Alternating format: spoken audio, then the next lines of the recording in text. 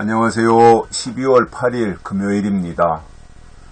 오늘은 데살로니가 후서 3장 14절과 15절 두 절의 말씀 봉독해드리겠습니다. 누가 이 편지에 한 우리 말을 순종치 아니하거든 그 사람을 지목하여 사귀지 말고 저로 하여금 부끄럽게 하라. 그러나 원수와 같이 생각지 말고 형제같이 권하라. 아멘. 굉장히 바울의 편지 내용 가운데 사랑이라고 하는 것들이 배경에 깔려 있는 것을 발견할 수 있습니다. 비판과 비난은 다르잖아요. 비판과 비난.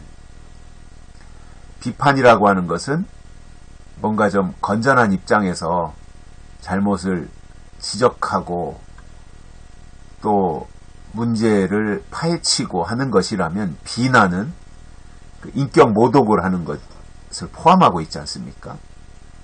그러니까 우리가 언론, 신문의 기능이 비판이잖아요. 건전한 비판. 그런데 비판을 넘어서서 비난이 되면 그건 언론의 가치가 없다고 하지요. 우리가 사람들을 교회 안에서 대하면서도 서로의 어떠한 거룩을 지키기 위해서, 거룩을 유지하기 위해서 얼마든지 비판해야 된다고 봅니다. 그러나 그것이 비난이 되면 안 됩니다. 그러니까 거기 그 차이는 뭔가 그 사랑이 밑바탕에 깔려 있느냐 없느냐의 차이라고 보거든요. 자, 그러면 바울이 오늘 본문에서 말씀하는 내용을 보면 편지를 통해서 바울이 한 말을 순종치 아니하는 사람들이 데살로니가 교회에 있다는 거지 않습니까? 순종 안 하는 사람들이. 어느 교회나 그럴 수 있잖아요. 예를 들어서 한 500명 모인다, 교회에. 그 중에는 그 교회에 소속을 하고 있고 그 교회에서 신앙생활을 하고 있지만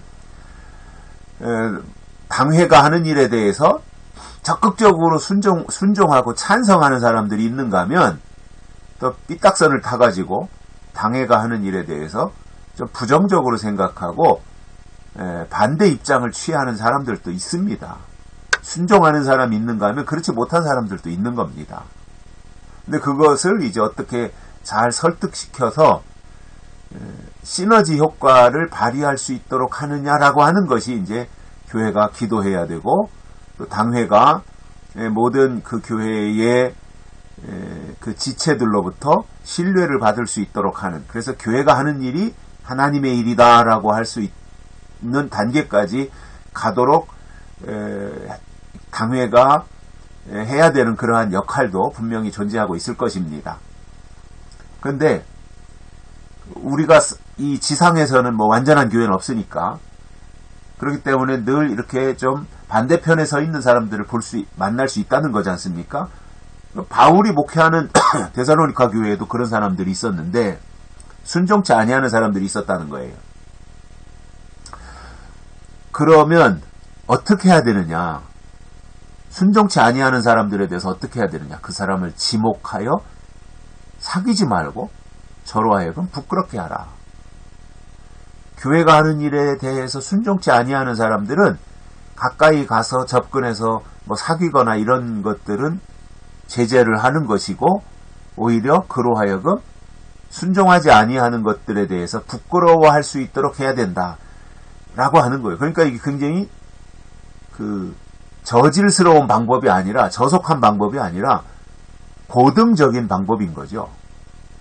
스스로 내가 이렇게 교회가 하는 일에 대해서, 또 바울이 보낸 편지에 대해서 순종치 아니하는 것을 자랑하는 것이 아니라 아이고 참 부끄러워서 쥐구멍이라도 들어가려고 하는 이러한 상태, 이렇게 하라는 거예요. 그러니까 이게 굉장히 좀 지혜가 필요한 거죠. 그죠? 그 사람을 뭐 헐뜯거나 비방하거나 막 비난하거나 조롱하거나 이렇게 한다면 마음 상하게 되고 상처가 되고 또 교회의 분란의 소지가 될 수 있지 않습니까? 그러니까 굉장히 그 지혜가 필요한 것이고요.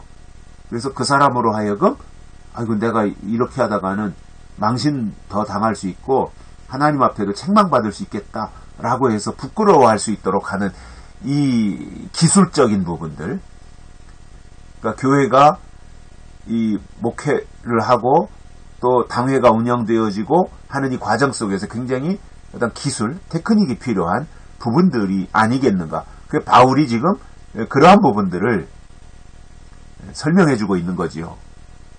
부끄럽게 하라.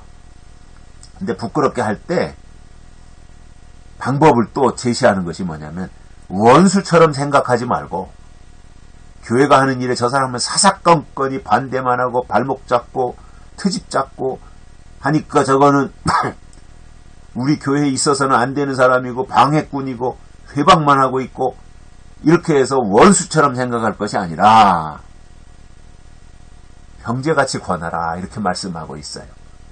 형제 대하듯이 친형제를 대하듯이 그렇게 권면해야 되는 겁니다.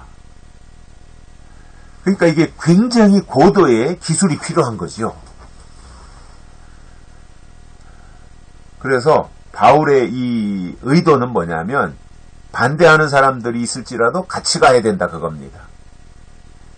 그 사람들을 권하든가 그 사람들을 부끄럽게 생각하도록 해서 깨닫고 돌이켜서 같이 가야 된다는 거예요. 너는 순종을 안 하니까, 너는 불순종하니까, 너는 이렇게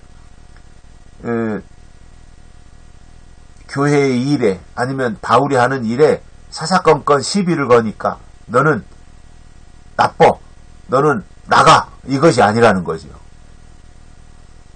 오히려 형제같이 권하라. 그래서 같이 가야 된다는 겁니다. 함께 가야 된다는 거예요. 하나님의 일은 혼자 하는 것이 아니라 모든 지체들이 같이 하는 거예요. 반대편이 있을 때, 또 가시가 있을 때 그것을 더